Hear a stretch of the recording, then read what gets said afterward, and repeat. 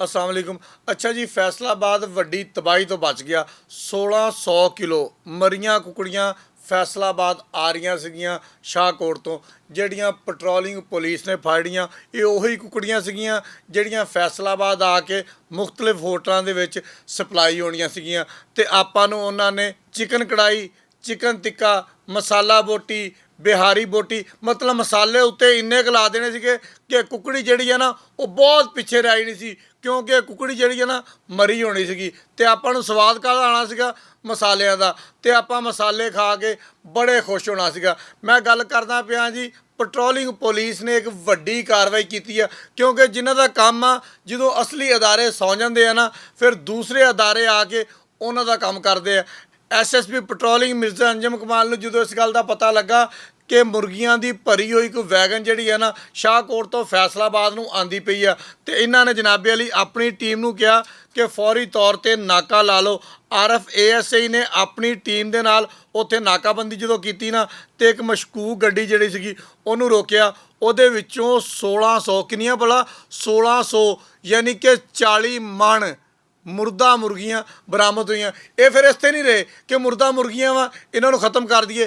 इन्होंने जनाबे अली जिन्हों का काम है ना असली टीम नूं बुला लिया, यानी कि फूड अथॉरिटी की टीम नूं उत्थे बुला लिया कि भाई असीं ये मुर्गियाँ फड़ लिया वा, तुहाडा काम असीं कर दिता वा, लिहाजा हुण इहनूं आके चैक करो कि इन्हां मुर्गियां नूं मसला की है। जदों उन्हां दे डॉक्टर आए, जदों उन्हां दीयां टीमां आईयां, उन्हां ने आके देखिया ये तां मरीआं होईयां वा, और मरीआं होईयां सप्लाई किते नूं करदे पे आ फैसलाबाद नूं। हमेशा असीं देखिया वा अगे भी इन्हां दी कार्रवाई हुई आ, शाहकोट तो फैसलाबाद नूं मुर्गियां आ रही होंदियां, यानी कि लाहौर रोड वालों शेखूपुरा रोड वालों जिन्नियां भी मरीआं होईयां मुर्गियां ना ਉਹ ਸਾਰੀਆਂ ਦੀਆਂ ਸਾਰੀਆਂ ਮੁਰਗੀਆਂ ਸਾਡੇ ਸੋਹਣੇ ਸ਼ਹਿਰ ਫੈਸਲਾਬਾਦ ਦੇ ਵਿੱਚ ਆ ਕੇ ਸਪਲਾਈ ਹੁੰਦੀਆਂ। ਤੇ ਫਿਰ ਅਸੀਂ ਖਾਂਦੇ ਆ ਜ਼ਿੰਗਰ ਸ਼ਵਾਰਮੇ, ਜ਼ਿੰਗਰ 버ਗਰ, ਮਸਾਲਾ 버ਗਰ, ਪੈਟੀ 버ਗਰ, ਪਤਾ ਨਹੀਂ ਕਿੱਦਾਂ ਕਿੱਦਾਂ ਦੇ 버ਗਰ ਜਿਹੜੇ ਆ ਨਾ ਅਸੀਂ ਖਾ ਕੇ ਤੇ ਰਾਤ ਨੂੰ ਸਕੂਨ ਦੇ ਨਾਲ ਸੌਂ ਜਾਂਦੇ ਆ। ਕਦੀ ਇਹ ਨਹੀਂ ਪਤਾ ਕੀਤਾ ਕਿ 100 ਰੁਪਏ ਦਾ ਸ਼ਵਾਰਮਾ ਕਿੱਦਾਂ ਮਿਲਦਾ ਪਿਆ ਵਾ, 150 ਦਾ 버ਗਰ ਕਿੱਦਾਂ ਮਿਲਦਾ ਪਿਆ ਵਾ, 350 ਦਾ ਕਿਲੋ चिकन पकौड़ा किद्दां मिलता पिया, कभी असीं पता नहीं किया। सिर्फ उन्होंने वड्डा बोर्ड लाना वा चिकन पकौड़ा 300 रुपए किलो, एक दे नाल एक शवारमा फ्री, एक दे नाल एक burger free.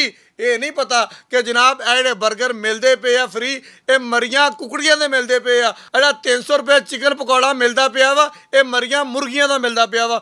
SSP patrolling Mirza Anjum कमाल दा कहना वा कि जिहड़ियां मुर्दा मुर्गियां बरामद होईयां सीगियां 40 मन दे नेड़े उन्होंने तलब कर दिता गया वा, या उन्होंने किसी गंदी नहर के सुट देंगे, सेम नहर जिन्होंने कहते हैं, या उन्होंने तेल तूल छिड़क के उन्होंने अग ला देंगे। 2 मुलजम वो गिरफ्तार होए, उन्होंने खिलाफ मुकदमा जिहड़ा ना दर्ज कर लिया गया वा। SSP पैट्रोलिंग मिर्जा अंजम कमाल का कहना वा कि शहरियां दी जानां दे नाल खेलण वालियां दे नाल किसी किस्म की कोई रियायत नहीं की जाएगी। आइंदा भी कोई ये सोच के फैसलाबाद वाल मूँह करेगा ना कि उन्होंने कोई नहीं पुछेगा, उन्हों का भी इलाज इदां ही किया जाएगा जिद्दां इन्हां दा कीता वा। फिर मज़े की गल एक होर दसां, जिहड़े मुलजम फड़े सी ना उन्हां कोलों पुछया गया कि मुर्गियां कित्थों आईयां वा, की कीता वा, उन्हां कोल किसी किस्म का रिकॉर्ड भी नहीं है सीगा। हुण पुलिस का काम आ गया। मैं पुलिस नूं गुजारिश करांगा कि जनाब तुसीं भी थोड़ा जिहा इत्ते काम करो, इहदी बैक ट्रैकिंग करो कि पिछे जाके देखो ये मुर्गियां कित्थों आ रहीआं, कित्थे जा रहीआं ਤੇ ਕਿੰਨੀ ਦੇਰ ਤੋਂ ਖਿਲਾ ਰਹੇ ਆ। ਜਿਹੜੇ ਹੋਟਲਾਂ ਦੇ ਵਿੱਚ ਫੈਸਲਾਬਾਦ ਦੇ ਮੁਰਗੀਆਂ ਆਂਦੀਆਂ ਸੀਗੀਆਂ